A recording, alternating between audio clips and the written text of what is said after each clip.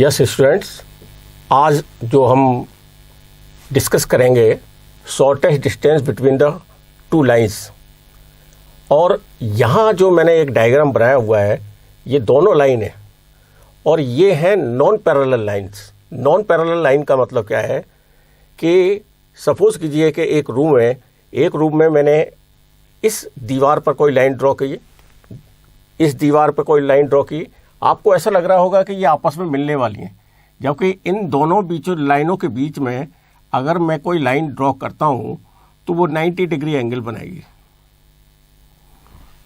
Okay, ये लाइनें मिलेंगी नहीं, क्योंकि एक लाइन इस प्लेन में ड्रॉ की गई है और दूसरी लाइन इस प्लेन में ड्रॉ की गई है।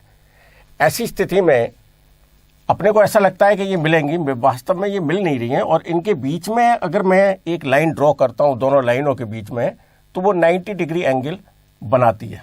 इसका मतलब ये हो गया ये लाइन इसके परपेंडिकुलर है।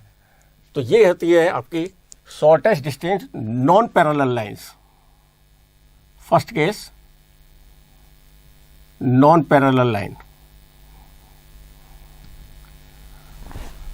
इसका फॉर्मूला क्या बनता है? शॉर्टेस्ट डिस्टेंस शॉर्ट में लिखेंगे S T equal to modulus of A2 minus A1 dot B1 cross B2 upon modulus of B1 cross B2।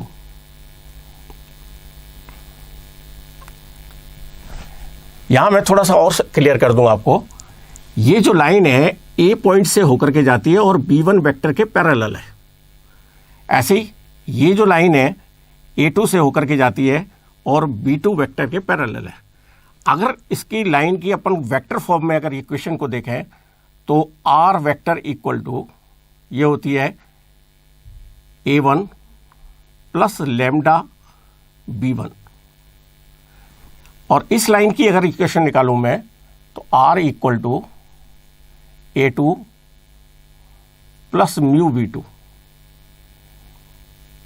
अब इन दोनों लाइनों के हिसाब से अगर शॉर्टेस्ट डिस्टेंस का अगर अपन फॉर्मूला निकालते हैं तो अपना फॉर्मूला बनता है ये A2 minus A1 dot B1 cross B2 upon modulus of B1 cross B2। Suppose कीजिए मैं कोई एग्जाम्पल लेता हूं। एक हमारे पास में दो लाइन इक्वेशन दे रखी हैं, R is equal to I minus J plus lambda I plus J. Second line है, सपोज कीजिए R is equal to 2I plus J plus mu 2I plus 3J। नॉन पैरेलल लाइन में B1 और B2 अलग अलग होंगे। अब हमें जरूरत किस किस की है ये देखो। पहले A2 माइनस A1 की जरूरत है, B1 क्रॉस B2 की जरूरत है और उसके मॉड्यूलस की जरूरत है। यहां से अपन देखें और इस जो लाइन की मेन फॉर्म है इससे अगर अपन इसकी कंपैरिजन करते हैं तो ये तो अपना आता है A1, ये होता है B1, ऐसे ये A2 एंड ये है आपका B2। क्लियर? सबकी वैल्यू आ गई अपने पास में। नाउ फर्स्ट ऑफ ऑल सबसे पहले जरूरत पड़ेगी अपने को A2 minus A1।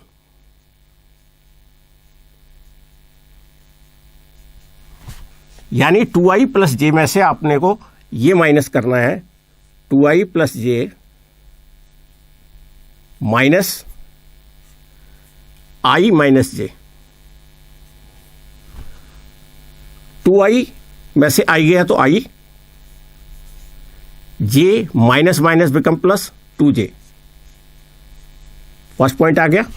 Now second है B1 क्रॉस B2। तो क्रॉस प्रोडक्ट ये आप 11 क्लास में डिटरमिनेंट में जानते ही थे। सबसे पहले अपन लिखेंगे अपनी तरफ से IJK। नाउ B1 जो पहले वेक्टर होता है क्रॉस प्रोडक्ट में, ये ध्यान रखना है, जो पहले वेक्टर है ना, सबसे पहले B1 में आई जे के कोफिशिएंट, B1 में आई का कोफिशिएंट है 1, जे का कोफिशिएंट 1, के का कोफिशिएंट कोई है नहीं 0। नाउ B2 में आई जे के कोफिशिएंट 2, 3 एंड 0।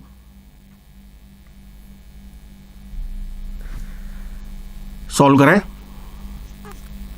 डिटरमिनेंट, आई के सामने की रो और कॉलम हटा दें, 0 इंटू 1 माइनस 3 इंटू 0 यानी कि 0, माइनस जे, 0 इंटू 1 माइनस ये भी आपका 0, प्लस के के सामने की रो और कॉलम हटा दें, 3 माइनस 2 1, यानी आपका B1 क्रॉस B2 आया 1। नाउ थर्ड अपने को जरूरत पड़ेगी B1 क्रॉस B2 का modulus, modulus of B1 cross B2।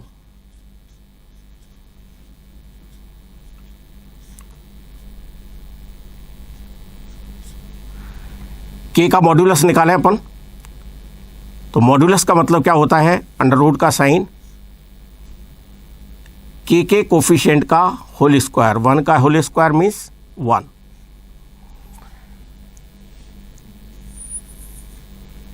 सब चीज आ गई अपने पास, A2 माइनस A1 आ गया, B1 क्रॉस B2 आ गया, और इसके बाद में modulus of B1 cross B2। अभी रह गया एक A2 minus A1 dot A2 minus A1 dot B1 cross B2। A2 minus A1 कितनी वैल्यू आई थी, I प्लस 2J,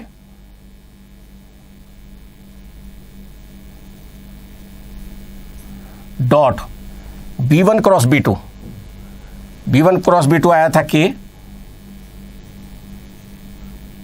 अब I का I के साथ में डॉट 1 होता है, J का J के साथ में डॉट 1 होता है, K का K के साथ में डॉट 1, लेकिन I डॉट K अगर अपन करें तो ये 0, J डॉट K निकाला तो ये भी 0, यानी ये आ गया आपका 0।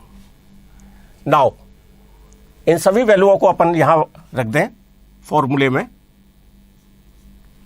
A2 माइनस A1 आई गया डॉट B1 क्रॉस B2, तो ये आया है आपका 0 अपॉन मॉडुलस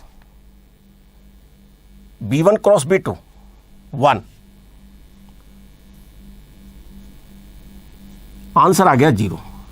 अब अपन ने जो शॉर्टेज डिस्टेंस निकाली थी, अगर वो आंसर 0 आ जाता है, इसका मतलब ये हो गया कि ये दोनों लाइनें वास्तव में एक ही प्लेन में है, और एक ही प्लेन में है तो ये आपस में इंटरसेक्ट कर रही हैं, और इंटरसेक्ट कर रही हैं इसलिए इसका आंसर 0।